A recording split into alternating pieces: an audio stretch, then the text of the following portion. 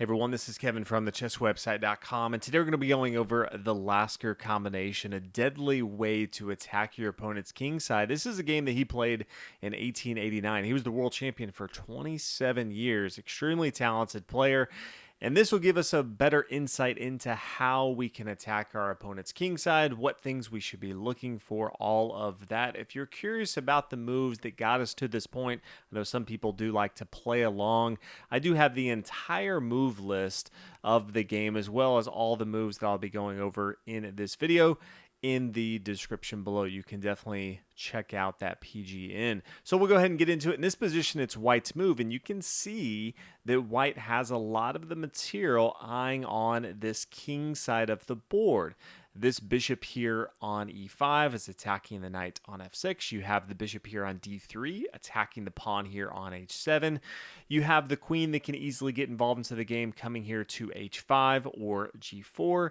You have the knight that can swing up here to h5, and you also have the rook that can swing here to f3 and then to g3 and h3. So a lot of attacking pieces that white can get involved into the game. From black's perspective, you can see they don't have too many ways to defend. This knight here is being protected by the bishop, but beyond that, they start using their pawns and their king is pretty exposed. The queen here and the bishop aren't doing too much. The rooks aren't really involved into the game. And many players, they may come to a position like this and not really understand how they can continue. This will give you a good idea of if you have more pieces that can start to attack your opponent's king side. You just need to look for combination. In this position, Lasker played the move knight to h5. His opponent took the knight here on h5 with the thought of, okay, yeah, we'll just go ahead and exchange knights right here, and then I'll be in a fairly decent position. Yes, the pawn here on h7 is now being attacked by the queen here.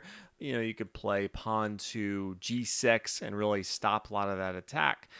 But Lasker had different ideas. Instead of, after knight takes here on h5, instead of taking with the queen here on h5, he played the move bishop takes on h7, a more forceful approach to this. And then his opponent took here on h7. Doesn't really do too much if he just comes over here to h8. That's going to be a losing proposition because now just the queen takes here on h5.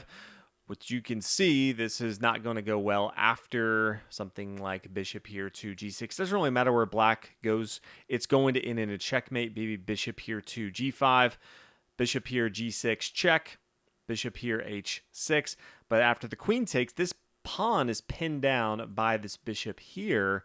So this is actually not going to work. And then after the king comes to g8, then queen here to h7 or queen here to g7, both of those are going to be checkmate. So that does not work. So in the game, this opponent correctly took with his king here on h7 instead of moving there to h8. But you can start to see all the threats. Queen here to h5, and now this opens up for the rook to be able to get involved into the game and attack the king here.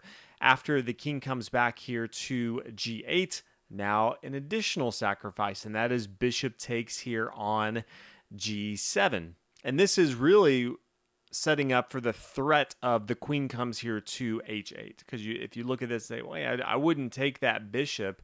I'll just go ahead and leave that here. Can't do that. That will end in a checkmate right away.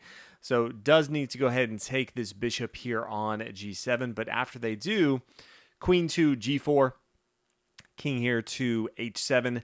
It's not going to work if they play king to h8 because rook here to f3, threatening swinging the rook over here to h3.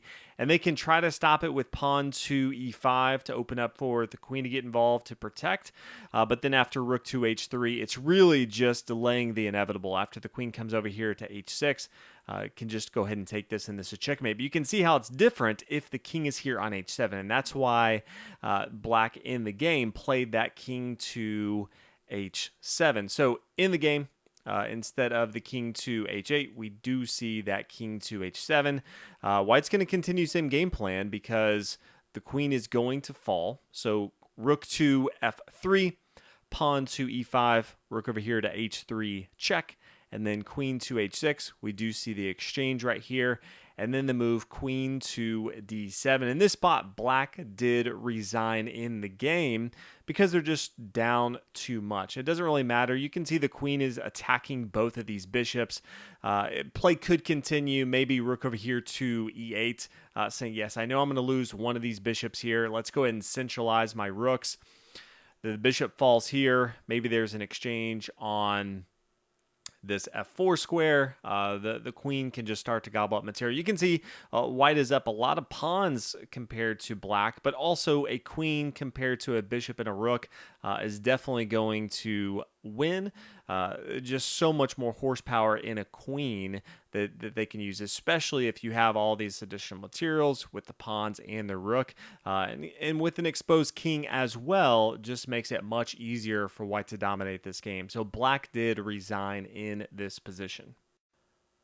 Now that was the full Lasker combination, but I want these videos to be extremely instructional, so that even if your opponent does not play all the moves that you'll see, you have a good idea of how you may continue. So in this example, the knight taking here on h5, it seems pretty reasonable, but it's actually a bad move. So they could try something else. One of the things that we talked about is the bishop coming here to h7. And they can't really take here on h7 because we saw that was catastrophic, but they also can't come to h8. That would end in checkmate pretty quickly. So they could try something like rook to d8. It wasn't played in the game, but just kind of showing you what could happen. And from here, white still has some really good options. Can take the knight here after the bishop takes. Now we have that in-between move. No reason to go ahead and sacrifice yet because we already know that if the king takes here, the queen's going to jump into the action right away and check. So instead, the king, kind of the whole reason they played that knight here to d8 is to move the king here to f8. And now white can play the move. They could take that bishop if they want to, but I really like just clogging up the center here with pawn to d4. And all of a sudden you can see white's up a pawn in material with that h7 sacrifice, or that h7 with the bishop taking with the pawn, sacrificing the bishop that, you know, black cannot take here or things go south pretty quickly. Both sides have their knights off the board here, and black can't castle. His king is not in a safe spot, so white can easily get more material to attack his opponent, and white should have the upper hand getting into the middle and the end game. So even if your opponent doesn't take exactly how you want to, if you have one side of the board that's overwhelmed with material in your advantage, you should definitely be looking at taking advantage and trying to take material on h7, take material on g7, get your queen and rook involved into the game, and really put a lot of pressure on your opponent. So hopefully you guys enjoyed this video looking at a long-time legend and world champion Lasker and his deadly combination that he used. Hopefully you guys can use some of this knowledge in your own game and can start to find some ways that you can win on the king side attack. So thank you guys so much for watching the video, and I'll see you guys in the next one.